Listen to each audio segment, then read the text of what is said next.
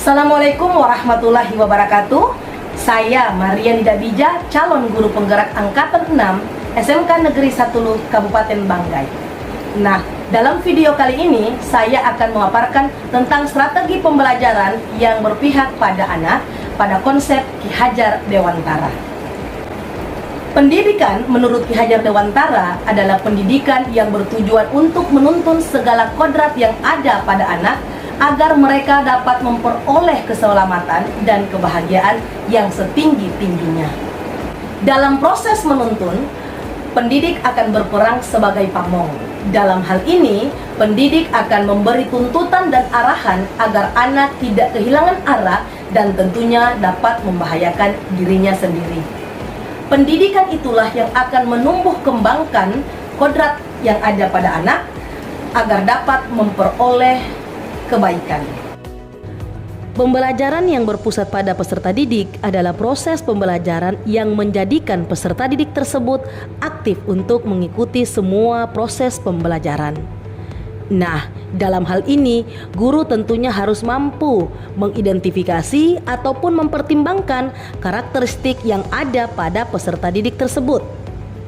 Perbedaan karakteristik pada setiap peserta didik inilah yang tentunya akan digunakan sebagai dasar dalam membuat rancangan proses pembelajaran, pelaksanaan pembelajaran, dan tentunya penilaian pembelajaran. Pada setiap proses pembelajaran yang kita berikan, akan tampak bahwa peserta didik berpartisipasi aktif dalam setiap prosesnya. Kemudian, kita meyakini bahwa keadaan seperti inilah yang barang tentu sudah sangat diharapkan oleh seluruh peserta didik pada proses pembelajaran, di mana guru tidak hanya memberikan informasi secara menyeluruh kepada murid atau student center, namun dalam hal ini guru harus mampu mendidik dan memberikan contoh agar proses berpikir anak bisa menjadi proses berpikir pada tataran high order thinking skill, sehingga hal ini merupakan salah satu upaya untuk mewujudkan belajar Pancasila. Nah, sebagai seorang guru yang baik, tentunya terdapat beberapa strategi yang dapat kita gunakan dalam mewujudkan pemikiran Ki Hajar Dewantara tentang pendidikan yang berpihak pada murid. Beberapa di antaranya adalah: yang pertama, tentunya kita harus menerapkan model atau metode pembelajaran yang sesuai dengan karakteristik murid atau peserta didik.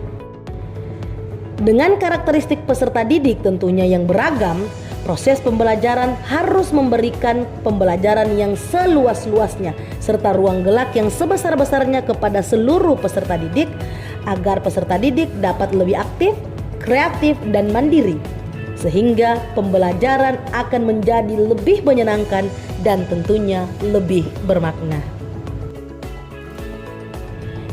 Yang kedua, penggunaan media atau teknik dalam pembelajaran.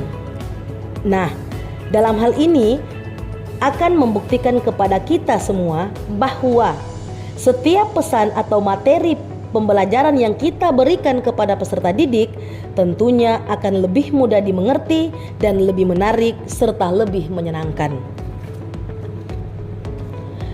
Ketika semua ini berjalan dengan baik, maka tentunya akan merangsang peserta didik untuk lebih bersemangat dalam melaksanakan pembelajaran, baik pembelajaran yang kita tawarkan di dalam kelas maupun di luar kelas.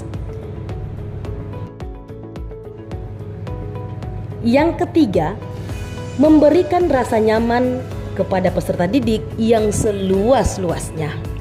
Dalam hal ini, kita harus memberikan kesan yang baik, bagaimana memberikan pelayanan terbaik kepada anak. Kita bisa memberikan games ataupun permainan edukatif kepada anak sehingga anak merasa nyaman bahwa pembelajaran tidak harus menggunakan sumber belajar secara penuh, tapi dapat dikolaborasikan dengan pembelajaran yang menggunakan permainan tentunya yang mendidik.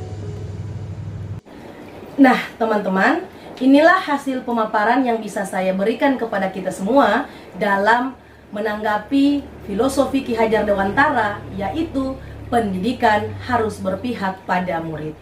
Demikian, semoga bermanfaat. Assalamualaikum warahmatullahi wabarakatuh.